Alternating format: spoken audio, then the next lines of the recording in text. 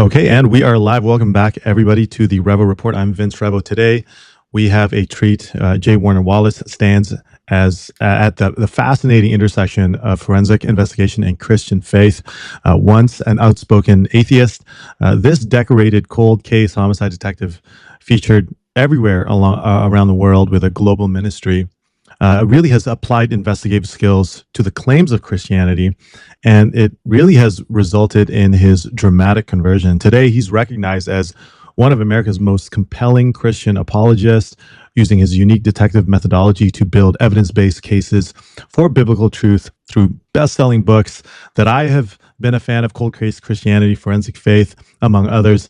And his passion really focusing on equipping young believers with rational defenses for their faith has transformed so many, and even apologists and how they approach apologetics, making him a powerful voice in a skeptical age. So without further ado, let's welcome in our dear friend, brother in Christ, J. Warner Wallace. This episode is brought to you by our Revo Report Patreon. Join our community to get first access to interviews, Bible study guides, devotionals, and prayer books for adults, youth, families, and marriages. Plus, resources on Christian living, leadership, sermon prep, exclusive Q&As, online Bible studies, and even one-on-one coaching or counseling. Visit patreon.com/Vince Revo and grow in faith and truth with us. Hey, thanks so much for having me. You're very kind. I think a lot of it is, you're right. We all have these experiences when we first encounter Jesus. And then the question is, what are you going to do with it? I never thought, I don't consider myself to be a Christian apologist. I'm just a Christian who came to faith through apologetics. And now I want to tell people. I think that's probably true for a lot of people who are listening to this or watching this, right? That you have your own journey. And at some point, you're just who you are, and God's taking you on this ride, and then you want to tell someone about it. And then the question becomes, well, maybe you got this weird background. Like, I was working as a cold case detective, and when I first got saved, I was working undercover as a detective, and I had just started tinkering with an old case from my dad. In my dad's career, he had a couple that were unsolved. And I just thought, wouldn't it be cool to show him that we finally solved this case, just to kind of one-up him, And that process ended up taking years. We didn't solve that case until 2019. That case occurred in 1972, and I ended up opening it probably maybe in the early 90s, and didn't really finish it. Didn't really discover anything of value until the 2000s, and then didn't get a hit. And it was all from DNA, from ancestry DNA. But the point is, you have some journey, if you're listening to this, that brought you from where you were to where you are now. And if there's probably somebody in your world that can reach in a way that maybe my story can't reach. That's why there's so many of us with stories. So to the degree to which the approach I took might help somebody else, thank God. But it's never been the ambition to use that to build something other than just, what do we do with it now? Like, what do you do with your life when you finally get saved and you realize you've been given this amazing gift and you want to tell the rest of the world about it? I mean, how many times do you do this with other things you possess? Well, this is the thing we've been given, this the biggest gift of all. So yeah, we probably are going to end up talking about it. So this is what it looks like for me.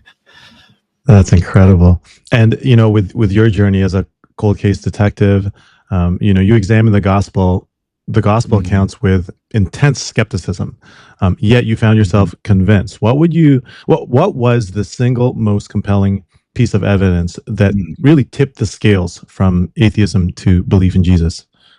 Well, I think so. Part of it is maybe it's just an attitude that you take before you begin an investigation. And it takes a while. Like, you have to do a bunch of criminal cases in front of a jury before these things start to dawn on you. But for me, part of it is that I know on every criminal trial we've ever done that there's a lot of unanswered questions for the jury. And we ask jurors before we impanel them, are you the kind of person who can make a decision, render a verdict, even if you have big unanswered questions? And if someone says, no, I think I need to have my questions answered, well, then you're going to be excused, because I've never had a criminal trial in which I could answer everyone's question. We're going to tell you everything you need to know, but not everything that could be known, because I don't know everything that could be known. This guy's not confessed to me.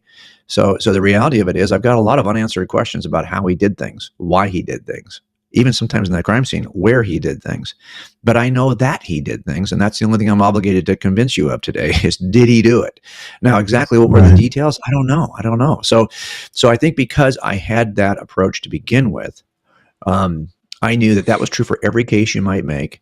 Are you going to end up investigating Christianity and have some unanswered questions? Yeah, you are. But that's okay, because that's every case. And so that my standard was perhaps more. I have a reasonable doubt standard. I want to be convinced beyond a reasonable doubt, but that's not a convinced beyond any possible doubts or any kinds of doubts. You're going to have some doubts, but you have to get past the reasonable doubts. And so there's going to be areas where you're like, yeah, isn't it possible that? Well, we don't allow jurors to talk that way in a jury deliberation. We have an instruction with them. Yeah, you can't be involved in what we call speculation. You have to just base your decision on the evidence that's been presented to you, not on what you might imagine should have been presented to you. So there's a sense in which we that standard going in helped me. Now, as far as what convinced me ultimately, remember, I work unsolved murders largely.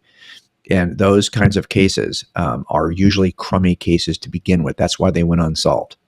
They don't have the kind of direct, that he was seen doing this and I can make this case in 10 minutes. So those kinds of cases get solved. It's the ones that are really scant of what you might consider to be the most compelling evidences. But I have to make the case on basically most of my cases are all the same in this regard. They are built on a cumulative circumstantial case, a cumulative case on something other than a huge body of eyewitnesses.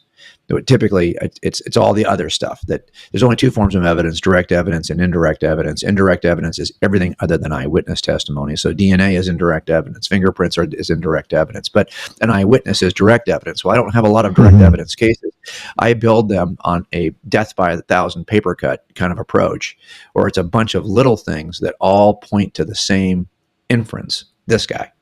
And on the basis of the weight of the large cumulative case, I eventually become convinced that there's no other way to interpret this. There's just too many things, even if they're small, that point to this guy.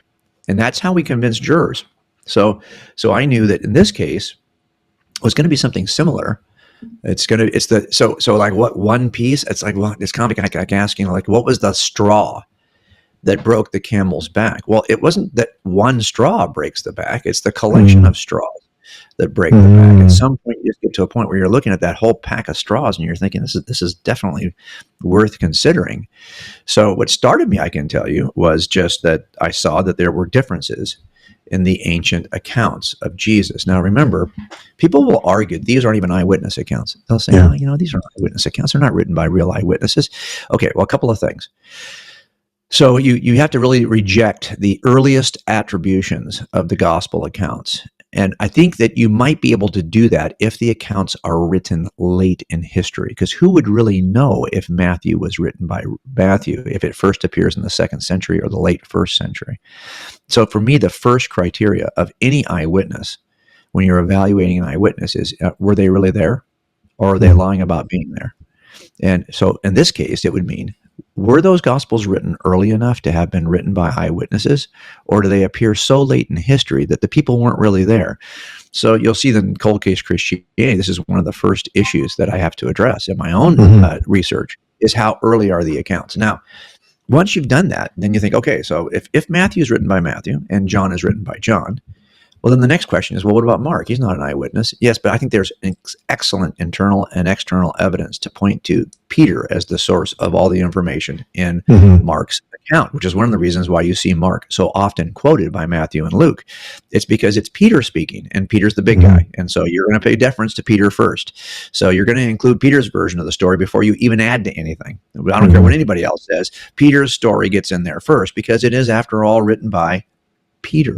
So I think that's why you see Mark so often quoted. So I do think that we have good reason to believe that Mark is the eyewitness account of Peter. And Luke tells you he's not an eyewitness, but he's speaking to the eyewitnesses. Now keep in mind, when I open a case, I have several eyewitness accounts in the old notebook that were taken back in the 70s.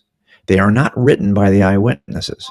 We don't let the witnesses write their own account. We interview the eyewitnesses, asking specific questions, and then a detective writes the account. This is what Luke is doing.